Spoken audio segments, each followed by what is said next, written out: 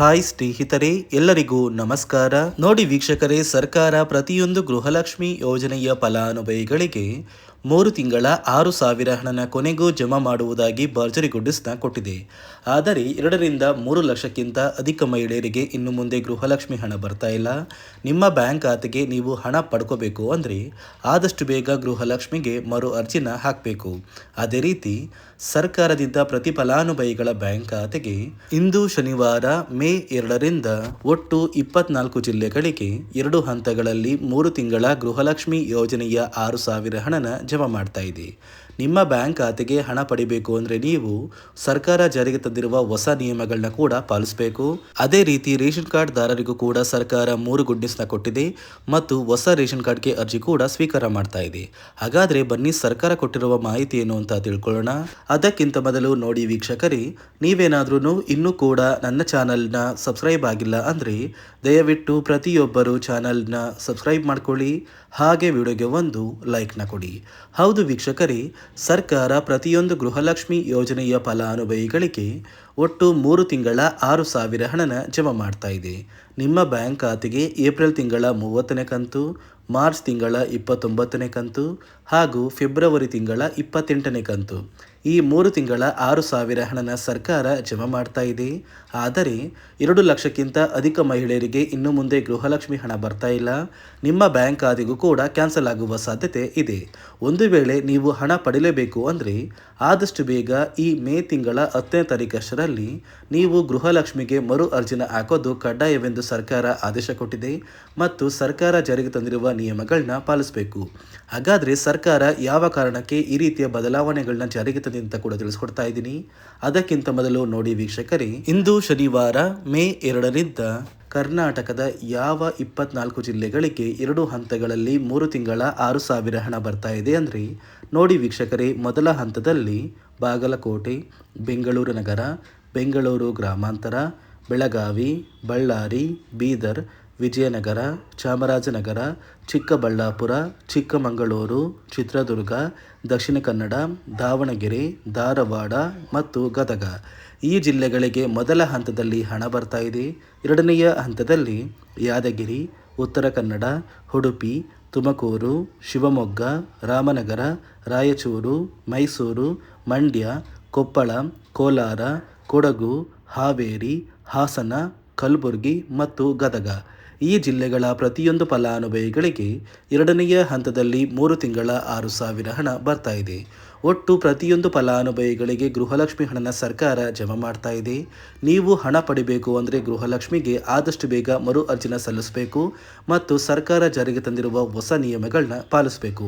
ನಿಮ್ಮ ಬ್ಯಾಂಕ್ ಖಾತೆಗೆ ಹಣ ಜಮಾ ಆಗಬೇಕು ಅಂದರೆ ಈ ಮೇ ತಿಂಗಳಲ್ಲಿ ನೀವು ಒಂದು ಮುಖ್ಯವಾದ ಕೆಲಸನ ಮಾಡಬೇಕಾಗುತ್ತೆ. ಆ ಒಂದು ಕೆಲಸ ಏನು ಅಂದರೆ ಗೃಹಲಕ್ಷ್ಮಿಗೆ ಮರು ಅರ್ಜಿನ ಹಾಕೋದು ಕಡ್ಡಾಯವಾಗಿದೆ.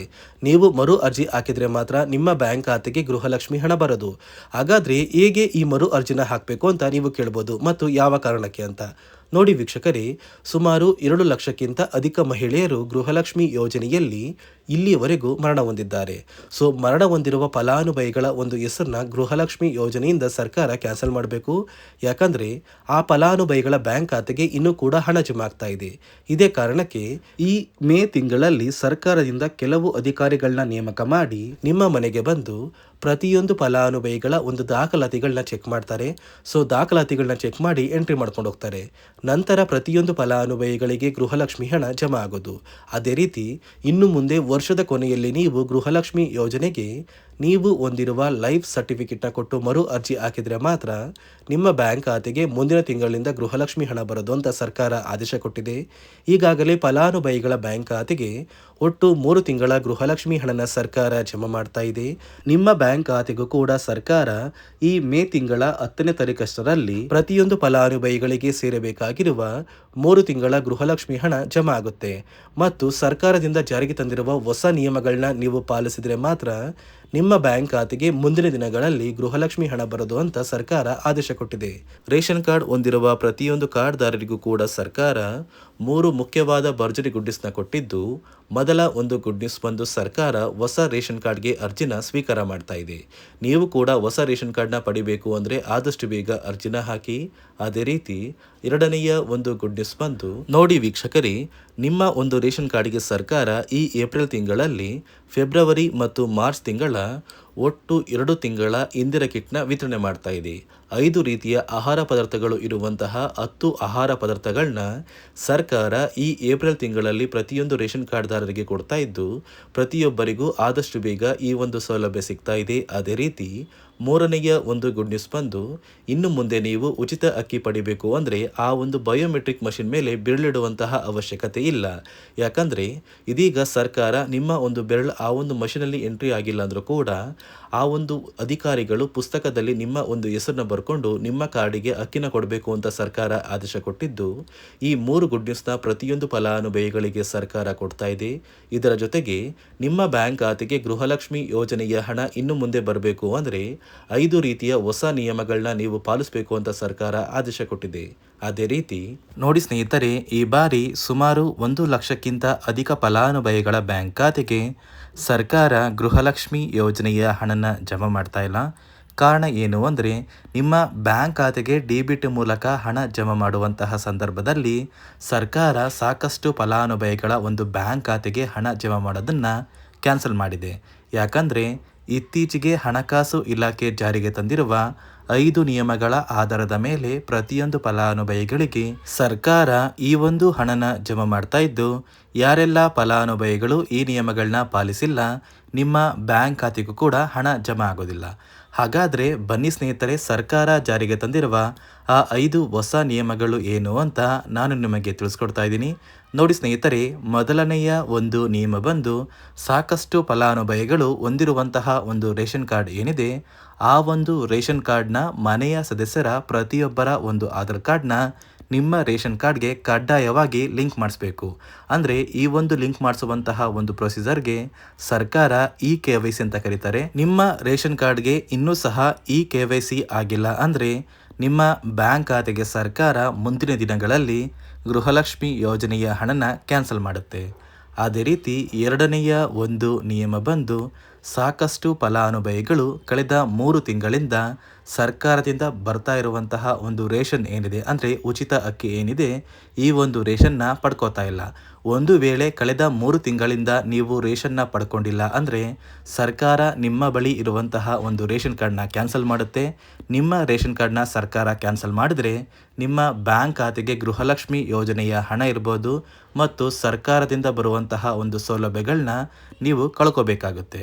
ಅದೇ ರೀತಿ ಮೂರನೆಯ ಒಂದು ನಿಯಮ ಬಂದು, ನೋಡಿ ಸ್ನೇಹಿತರೆ, ನಿಮ್ಮ ಬಳಿ ಇರುವಂತಹ ಒಂದು ಆಧಾರ್ ಕಾರ್ಡ್ ಏನಿದೆ, ಆ ಒಂದು ಆಧಾರ್ ಕಾರ್ಡ್ನ ಕಳೆದ 15 ವರ್ಷಗಳಲ್ಲಿ ನೀವು ಯಾವುದೇ ರೀತಿಯ ಒಂದು ತಿದ್ದುಪಡಿನ ಮಾಡಿಸಿಲ್ಲ ಅಂದರೆ ನಿಮ್ಮ ಬ್ಯಾಂಕ್ ಖಾತೆಗೆ ಸರ್ಕಾರ ಗೃಹಲಕ್ಷ್ಮಿ ಯೋಜನೆಯ ಹಣನ ಕ್ಯಾನ್ಸಲ್ ಮಾಡುತ್ತೆ. ಯಾಕಂದರೆ ಸರ್ಕಾರದಿಂದ ಬಂದಿರುವಂತಹ ಒಂದು ಆದೇಶದ ಪ್ರಕಾರ ಪ್ರತಿಯೊಂದು ಫಲಾನುಭವಿಗಳು ಕಳೆದ 15 ವರ್ಷಗಳಲ್ಲಿ ಯಾವುದೇ ರೀತಿಯ ಒಂದು ತಿದ್ದುಪಡಿನ ನಿಮ್ಮ ಆಧಾರ್ ಕಾರ್ಡ್ಗೆ ನೀವು ಮಾಡಿಸಿಲ್ಲ ಅಂದರೆ ಕಡ್ಡಾಯವಾಗಿ ಆದಷ್ಟು ಬೇಗ ನಿಮ್ಮ ಆಧಾರ್ ಕಾರ್ಡ್ಗೆ ತಿದ್ದುಪಡಿನ ಮಾಡಿಸಿ. ಅದೇ ರೀತಿ 4ನೆಯ ಒಂದು ನಿಯಮ ಬಂದು, ನಿಮ್ಮ ಕುಟುಂಬದ ಒಂದು ವಾರ್ಷಿಕ ಆದಾಯ 7 ಲಕ್ಷಕ್ಕಿಂತ ಕಡಿಮೆ ಇರಬೇಕು. ಒಂದು ವೇಳೆ ನಿಮ್ಮ ಕುಟುಂಬದ ವಾರ್ಷಿಕ ಆದಾಯ 7 ಲಕ್ಷಕ್ಕಿಂತ ಜಾಸ್ತಿ ಇದ್ದರೆ ನಿಮ್ಮ ಬ್ಯಾಂಕ್ ಖಾತೆಗೆ ಸರ್ಕಾರ ಗೃಹಲಕ್ಷ್ಮಿ ಯೋಜನೆಯ ಹಣನ ಕ್ಯಾನ್ಸಲ್ ಮಾಡುತ್ತೆ. ಅದೇ ರೀತಿ 5ನೆಯ ಒಂದು ನಿಯಮ ಬಂದು, ನಿಮ್ಮ ಕುಟುಂಬದ ಸದಸ್ಯರು ಅಥವಾ ಗೃಹಲಕ್ಷ್ಮಿ ಯೋಜನೆಯ ಫಲಾನುಭವಿಗಳು ಯಾರು ಕೂಡ ಸರ್ಕಾರಿ ನೌಕರರಾಗಿ ಕಾರ್ಯನಿರ್ವಹಿಸ್ತಾ ಇರಬಾರ್ದು. ಒಂದು ವೇಳೆ ನಿಮ್ಮ ಕುಟುಂಬದಲ್ಲಿ ಯಾರೇ ಆಗಿದ್ರೂ ಸರ್ಕಾರಿ ನೌಕರರಾಗಿ ಕಾರ್ಯನಿರ್ವಹಿಸ್ತಾ ಇದ್ದರೆ ನಿಮ್ಮ ಬ್ಯಾಂಕ್ ಖಾತೆಗೆ ಗೃಹಲಕ್ಷ್ಮಿ ಯೋಜನೆಯ ಹಣ ಕ್ಯಾನ್ಸಲ್ ಆಗುತ್ತೆ. ಈ 5 ನಿಯಮಗಳ ಆಧಾರದ ಮೇಲೆ ಪ್ರತಿಯೊಂದು ಫಲಾನುಭವಿಗಳಿಗೆ ಸರ್ಕಾರ ಹಣ ಜಮಾ ಮಾಡ್ತಾ ಇದೆ. ಒಂದು ವೇಳೆ ನೀವು ಈ 5 ನಿಯಮಗಳನ್ನ ಪಾಲಿಸಿಲ್ಲ ಅಂದರೆ ನೀವು ಕೂಡ ಗೃಹಲಕ್ಷ್ಮಿ ಯೋಜನೆಯ ಹಣದಿಂದ ವಂಚಿತರಾಗಬೇಕಾಗುತ್ತೆ. ನೋಡಿ ವೀಕ್ಷಕರೇ, ಇಂದು ಶನಿವಾರ ಮೇ 2ರಂದು ಕರ್ನಾಟಕದ 24 ಜಿಲ್ಲೆಗಳಿಗೆ 2 ಹಂತಗಳಲ್ಲಿ 3 ತಿಂಗಳ 6,000 ಹಣ ಜಮಾ ಆಗ್ತಾ ಇದೆ. ಅದೇ ರೀತಿ ರೇಷನ್ ಕಾರ್ಡ್ದಾರರಿಗೂ ಕೂಡ ಸರ್ಕಾರ ಭರ್ಜರಿ ಗುಡ್ಡಿಸ್ನ ಕೊಟ್ಟಿದೆ ಅಂತ ಹೇಳ್ತಾ, ಇದಿಷ್ಟು ಸರ್ಕಾರದಿಂದ ಬಂದಿರುವ ಹೊಸ ಮಾಹಿತಿಯಾಗಿದೆ. ನಾನು ಕೊಟ್ಟಿರುವ ಮಾಹಿತಿ ನಿಮಗೆ ಇಷ್ಟ ಆಗಿದ್ದಲ್ಲಿ ದಯವಿಟ್ಟು ಪ್ರತಿಯೊಬ್ಬರು ನನ್ನ ಚಾನಲ್ನ ಸಬ್ಸ್ಕ್ರೈಬ್ ಮಾಡ್ಕೊಳ್ಳಿ, ಹಾಗೆ ವಿಡಿಯೋಗೆ ಒಂದು ಲೈಕ್ನ ಕೊಡಿ.